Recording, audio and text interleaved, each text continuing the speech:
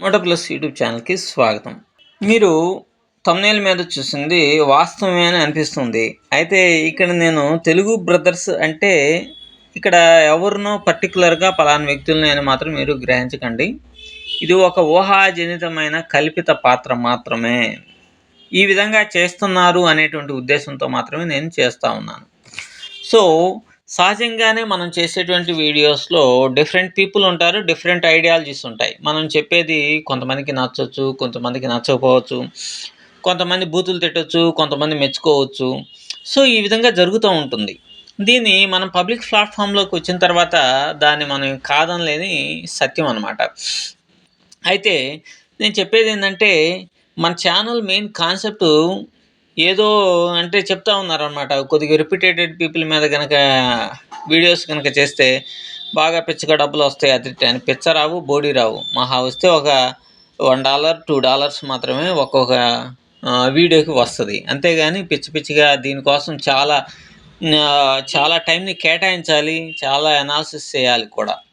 మీరంటూ ఉన్నారు, మన తెలుగు ప్రజల్ని ఉద్ధరించడానికే కొంతమంది బ్రదర్స్ ఉన్నారు అని చెప్పేసి అంటూ ఉన్నారు. మీరు ఎప్పుడైనా సరే, ఇప్పుడు అసలు ఈ రోజున వీడియో ఏం చెప్పారు? ఈరోజు లెవెల్స్ ఏమిచ్చారు? ఈ లెవెల్స్ ఈ రోజున ఎట్లా వర్కౌట్ అయినాయి అనేటువంటి దాన్ని ఎంతమంది అనాలిసిస్ చేశారో చెప్పండి. దాదాపుగా 6 నెలల పాటు గతంలో కూడా చాలా అనాలిసిస్ చేశాం. చేసి వీళ్ళ లెవెల్స్ గాని ఏవైనా సరే పక్కా ఫెయిల్యూర్ జరుగుతూ ఉన్నాయన్నమాట. పక్కా ఫెయిల్యూర్ జరుగుతూ ఉన్నాయి. కానీ అప్పుడు చేసేటువంటి ధైర్యం, సాహసం కూడా చేయలేకపోయాను. ఎందుకనంటే ఒకసారి ఒక వీడియో చేస్తే దాదాపుగా 1500 మంది సబ్స్క్రైబర్స్ నష్టపోయాను నేను. సో, ఒక వీడియో ద్వారా మనకొచ్చేది $1, $2 ఒక 200 వస్తది. కానీ 1500 మంది సబ్స్క్రైబర్స్‌ని తెచ్చుకోవడం అంటే ఎంత కష్టతరమైనటువంటి పనో మీరు ఓసారి ఆలోచించండి. కానీ ఎప్పుడైనా సరే పబ్లిక్ అనేటువంటి వాళ్ళు మెల్లమెల్లగా తెలుసుకుంటూ ఉంటారు. వాట్ ఈస్ ద రియాలిటీ అనేటువంటిది తెలుసుకుంటూ ఉంటారు. తెలుసుకున్నప్పుడు మనం చెప్పింది వాస్తవమే అని వాళ్ళకి అర్థమవుతది. గతంలోనూ చాలామంది వచ్చారు. అయితే ఏందంటే వాళ్ళు డైరెక్ట్‌గా బిజినెస్ మోడ్‌లోకి వెళ్ళిపోయారు. కానీ కొంతమంది బ్రదర్స్ అని చెప్పుకునేటువంటి కొంతమంది అంటే ఈ క్యారెక్టర్స్ ఏం చేస్తున్నారంటే కొంతమంది ఇది డైరెక్ట్‌గా బిజినెస్ అనేటువంటిది కాకుండా మోటివేటెడ్‌గా బిజినెస్ అనేటువంటిది చేస్తున్నారు అనేటువంటిది వాస్తవం అనమాట. కానీ ప్రశ్నించేవాడు గనక లేకపోతే గాడిద 2 కాళ్ళెత్తి తన్నిద్ది అని అంటారు. ఎ ఎ ఎవరి పాట్ అంటే మోనోపలి అనేటువంటిది ఉంటుందనమాట. సో, వాస్తవికత ఏంటి, అవాస్తవికత ఏంటి అనేటువంటిది తెలుసుకోవటంలో పబ్లిక్ చాలా అవగాహన రాహిత్యంగా ఉండేటువంటి వాళ్ళు ఉంటారనమాట. సో దట్ ఈ 6 మంత్స్ ఇప్పుడు మీరు చూడండి ఆట మారుస్తా అని చెప్పినటువంటి గ్రేట్ ఎనలిస్టు అసలు సబ్స్క్రైబర్స్ రాట్లేదు. What is the reality about his analysis అనేటువంటిది పబ్లిక్ బాగా తెలుసుకున్నారు.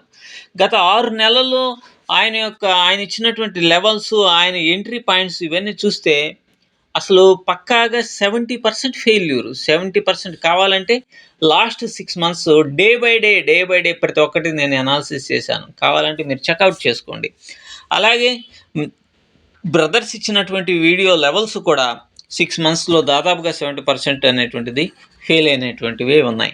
సో, వీళ్ళని పట్టుకొని ఏలాడటం ద్వారానే చాలామంది ఫెయిల్ అయిపోతూ ఉన్నారు. ఈ వీడియోలో ఏం చెప్తున్నాను, మీరు ఇంకొకళ్ళ మీద డిపెండ్ అవ్వద్దు అని చెప్తా ఉన్నాను. మరి సో కాల్డ్ ఈ పీపులే ఏమని చెప్పారు గత వారంలో, మేము ట్రేడింగ్ అనేటువంటిది ఆపేస్తున్నాము. అంటే కొద్ది కాలం రెస్ట్ తీసుకుంటామని అనుకోండి. కొంతమంది ఏమంటున్నారు ట్రేడింగ్ ఆపేస్తుంటే, కాదు ఊరకనే వాళ్ళ ఫెయిల్యూర్స్ అనాలిసిస్ చేసుకుంటున్నారని. మరి మీరు అనాలిసిస్ చేసుకుంటున్నప్పుడు, మీరు కొంతకాలం పాటు ట్రేడింగ్ అనేటువంటిది ఆపేసినప్పుడు, మీరెందుకని యాజ్ యూజువల్‌గా లెవెల్స్ అనేటువంటిది బ్యాంక్ నిఫ్టీ స్టాక్స్‌లో ఇస్తున్నారు మీరొకసారి చెప్పండి? అంటే మీరు మాత్రం ట్రేడింగ్ అనేటువంటిది చేయరు. ఎదుటోడు మాత్రం పోవటానికా మీరిచ్చేటువంటి లెవెల్స్ కానీ, అసలు మీరు ట్రేడింగ్ చేయనప్పుడు లెవెల్స్ ఎలా ఏస్తారు? మీరు పబ్లిక్ ప్లాట్‌ఫార్మ్‌లో ఉన్నారు కాబట్టి, నేను నా వీడియోస్ చూసేటువంటి వాళ్ళని అడుగుతున్నాను.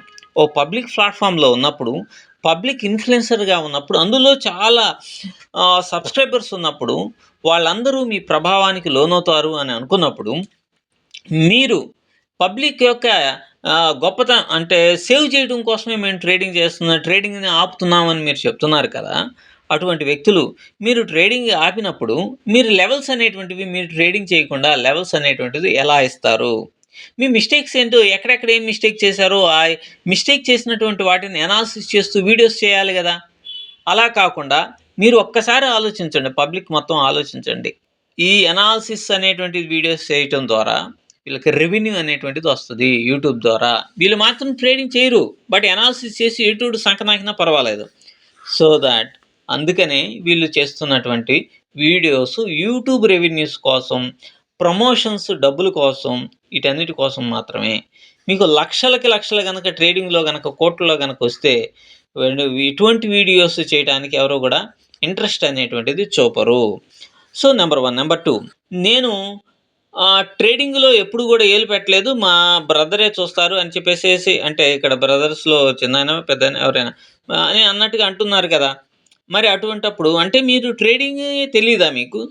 తెలియక ఇప్పుడు ఇన్వాల్వ్ అయ్యారా? అనేటువంటిది ఒకటి ఆలోచించాలి. ఇంకోటి నేను ఒకటి చెప్తాను వినండి. మీరు కొన్ని రోజులు రెస్ట్ తీసుకుంటా ఉన్నారు. ఓకే. మీరు యూట్యూబ్ వీడియోస్ అనేటువంటిది చేసేది మీరు సొంతంగా డబ్బులు సంపాదించుకోవటానికే అనేటువంటిది వాస్తవం అనమాట. మీరేం చేశారు, ఒక వీడియో స్టాక్ మార్కెట్ మీద వెనక ఉన్నటువంటి సీక్రెట్స్, పచ్చి సీక్రెట్స్, పచ్చి నిజాలు అని చెప్పేసేసి ఒక వీడియో చేశారు. ఆఫ్‌కోర్స్ దాన్ని ఇంగ్లీష్‌లో నేను చెప్పట్లేదు, కొన్ని ప్రాబ్లమ్స్ వస్తాయి. సో, ఇది ఇన్ని దాని ద్వారా మీరు చెప్పినటువంటి వాళ్ళు దాని మీద అవేర్‌నెస్ కల్పించి, మీరు ఆ వీడియోలో డిస్కషన్ చేసినటువంటి పాయింట్స్ మీద అవేర్‌నెస్ తీసుకొని రావాల్సింది అలా పోయి, ఇంకా ట్రేడింగ్‌ని ఎంకరేజ్ చేసినట్టుగా చెప్పారు కదా! తర్వాత గౌతమ్ అదానీ మోసం చేశాడు. అదానీ స్టాక్స్ పడిపోతాయని వీడియో చేశారు. ఈ వీడియో చేసిన తెల్లారికే ఎన్నో లక్షల మంది వీళ్ళని ఫాలో అవుతూ ఉన్నారు కదా!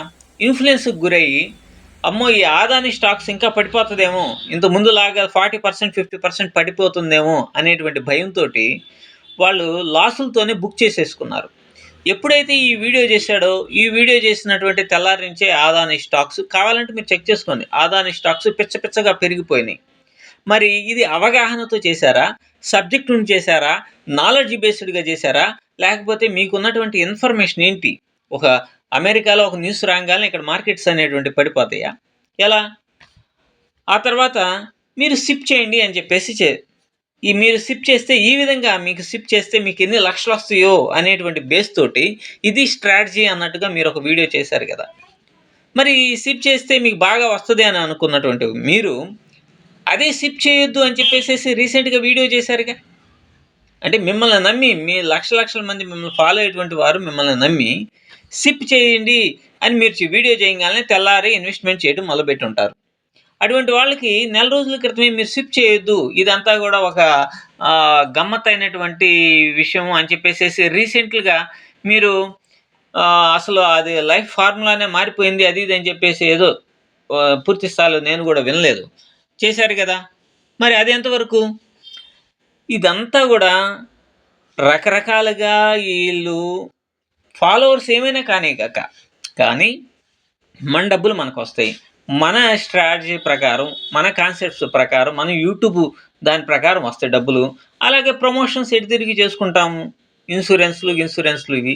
వాస్తవాన్ని ఆలోచించడం మొదలుపెట్టాను. మిమ్మల్ని ఉద్ధరించేవాడంటూ ఎవ్వడు ఉండడు. ఎవడికి వాడు ఉద్ధరించుకోవాల్సిందే.